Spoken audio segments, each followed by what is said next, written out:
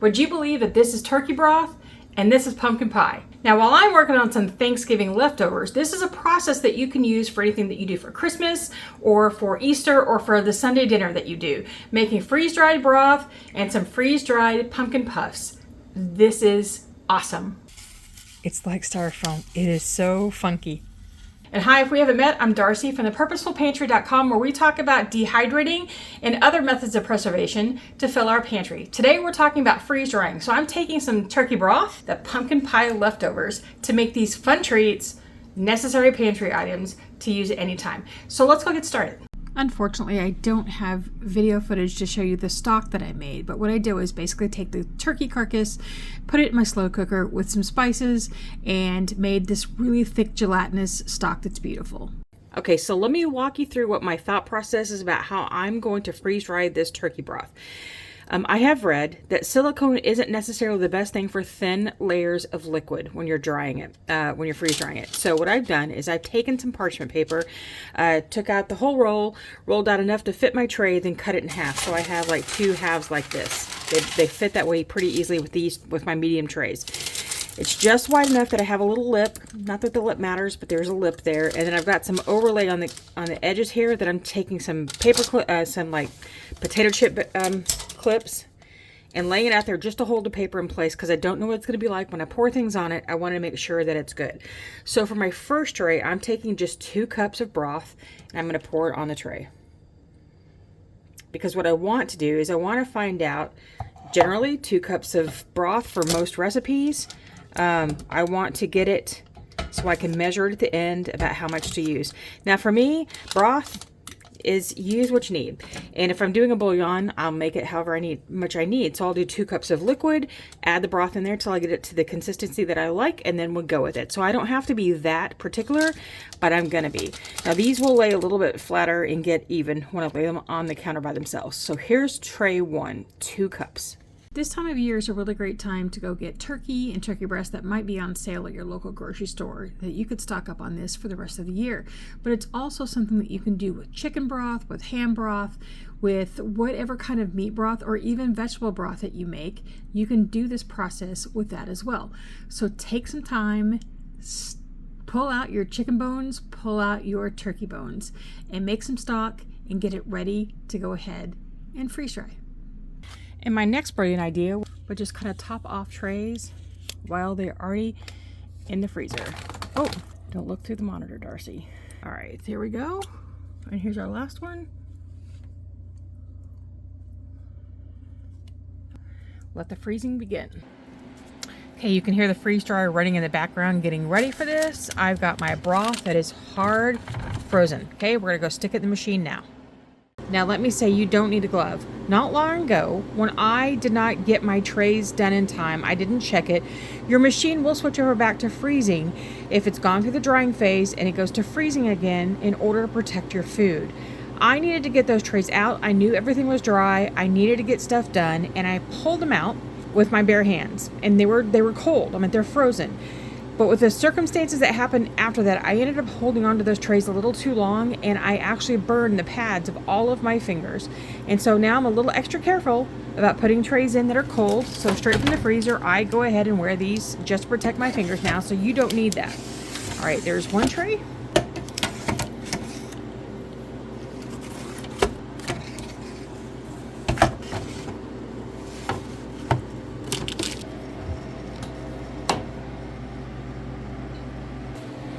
All right, so here we're done. We have light and fluffy turkey broth.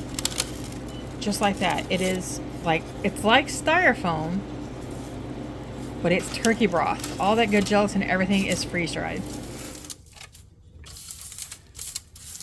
And for those of you veterans who've been doing this for a very long time, do you find a better way to break this up?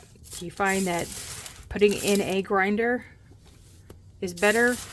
This is just so easy to break up by hand, and I'm not worrying about getting it too hot, running it through a grinder. It's making a little bit of a mess, but I make messes. This is my house. Because I am a jar girl, bags don't work for me. I will never see it, nor will I use it. I'm going to go ahead and stick in 2 moisture absorbers. Make sure that my rim is clean. Our lid on, and vacuum seal. This is approximately 8 cups-ish, 9 cups of turkey broth. Okay, now another way I could store this is to take all 3 cups, this is basically 3 cups of broth, and put this into a Mylar bag with an oxygen absorber and then heat seal the outside to store like this. It certainly will be an easier storage method for something that you might not be using often, that you want to tuck away for a while. All right, to rehydrate, a heaping 1/2 cup of powder, 2 cups of hot water, and instantly we have turkey broth, just like that. It will take it just a minute to dissolve fully. Oh man, that smells like Thanksgiving already. That is amazing stuff. That's what it looks like. We're starting to preserve our Thanksgiving leftover desserts with some pumpkin pie. I used about half a giant tub of Cool Whip along with the guts of a pumpkin pie, and then I took a cookie scooper and just scooped out dollops of the pumpkin pie puffs. We have our cranberry, pumpkin pie, and our pumpkin puffs going into the freeze dryer. I expect these are going to take about 24 hours probably, but I have a feeling these are going to take quite a bit longer. But let's get going. Okay, so let's pull out our trays out. Our cranberry sauce bites, our pumpkin pie bites, and yes, you can see there has been a little bit of testing to see if things are done.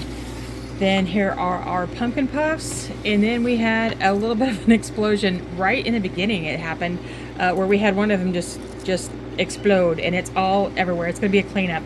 So let's go get them tasted to see what they're like when they're finished. Okay, let's talk some results. The cranberry bites, they do break apart easily, which you don't get with dehydrated because those are more like gummies. But after 3 days, I'm still not getting anything crunchy, which is kind of what I expected, that the sugars will kind of blow up a little bit and these will get more crunchy. Once you start biting on this is still a gummy, and it's a tough gummy. It's not something that we like. I'm not sure if I didn't have the temperature high enough for drying. I'm not sure what happened, but this was not worth it. Even with the full freeze dryer, this was not worth it. This is something we do prefer if it's dehydrated, but you can see the texture on the inside here. Let's see if I can do this. Get to focus there. If you've had good luck with this, leave comments below how you got it to work. Not happy with that. It's not something we'll do again. Pumpkin pie bites are hard as a rock.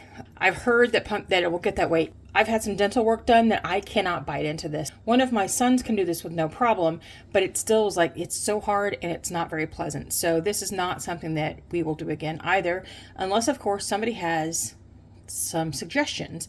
But this was all an experiment because lots of work, some play has to happen too. However, these little beauties are beautiful. I'm gonna get a couple of our samples from the other tray here. These are crumbly. They just break apart just like that, okay? Now what I would do different next time is that I would make this more 1-to-1 pumpkin to cream, if you use real cream or whipped cream, whatever you choose to use.